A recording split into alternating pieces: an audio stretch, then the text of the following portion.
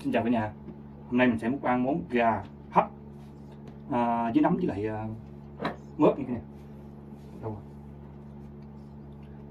Trước khi mình mukbang mình xin phép cả nhà cho mình xin một like, đăng ký kênh, chia sẻ kênh để cho mình có động lực để làm ra nhiều video hơn nữa nha cả nhà. Cả nhà nhớ ủng hộ mình, không có tinh thần để làm tiếp những video hay tiếp theo cả nhà. Trước khi mukbang mình phải uống miếng nước cả nhà.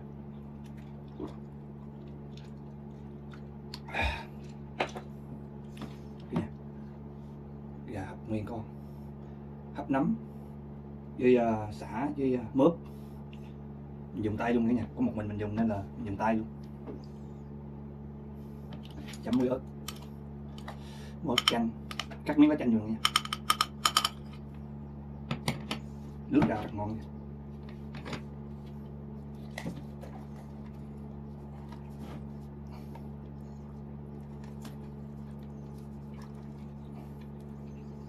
Mình dùng tay thì nó hơi mắc vệ sinh xíu nhưng mà nó ngon nha. Cũng có mình ăn nên là cũng không. Mời cả nhà, mời cả nhà dùng gà nha.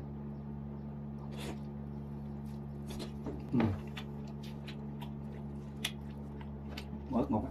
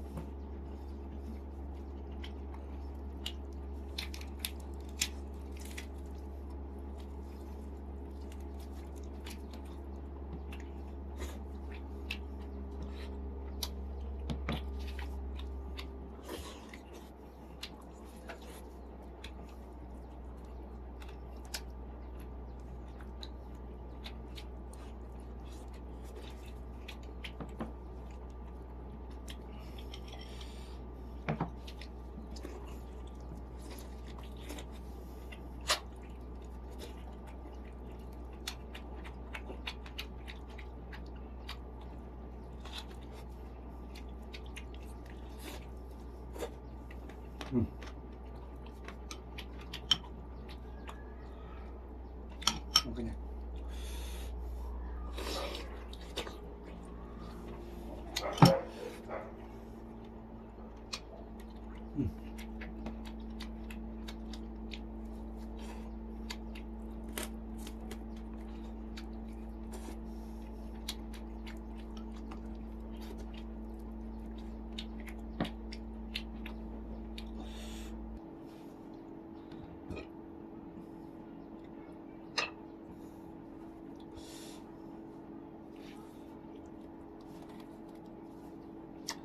Ăn cái cao nha.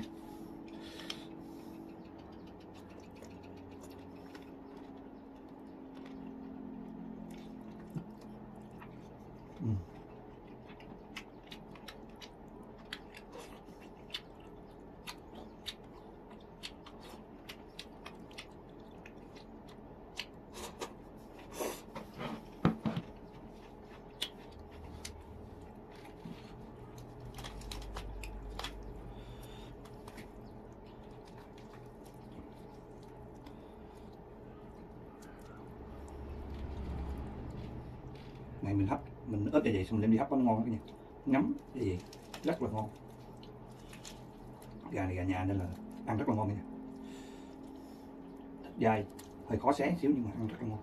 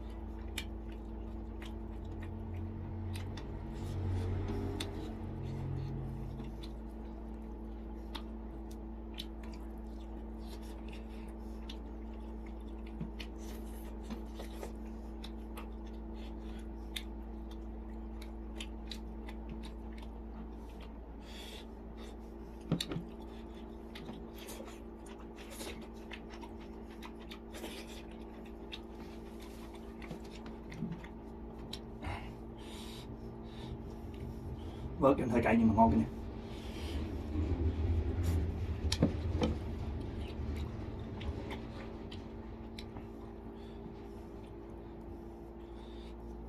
Chất mè của nó này.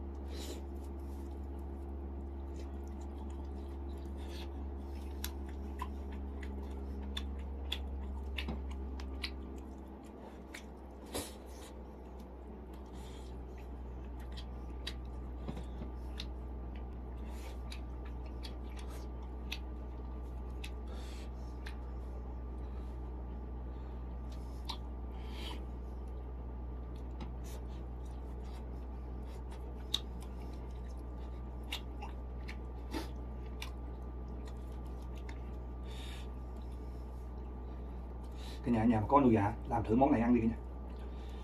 Hết sảy bà Bảy luôn nha. Phải nói nó ngon là hết sảy luôn. Gà nhà của mình nuôi thì thôi, còn gì bằng.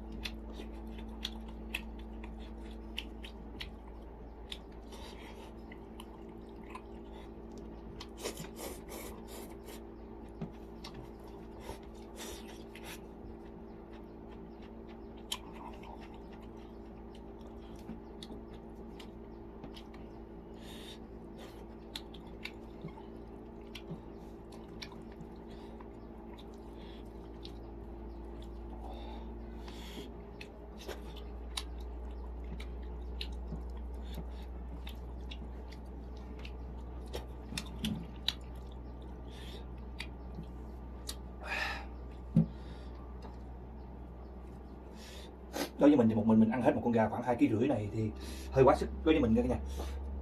Nói chung là rất là ngon. Mình có thể ăn được 2 phần con cả nhà, ngon lắm cả nhà.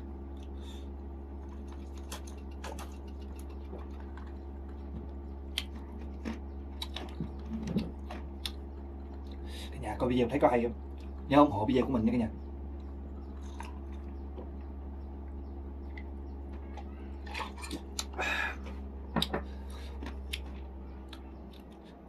Chào cả nhà, hẹn gặp lại cả nhà clip tiếp theo. Xin chào.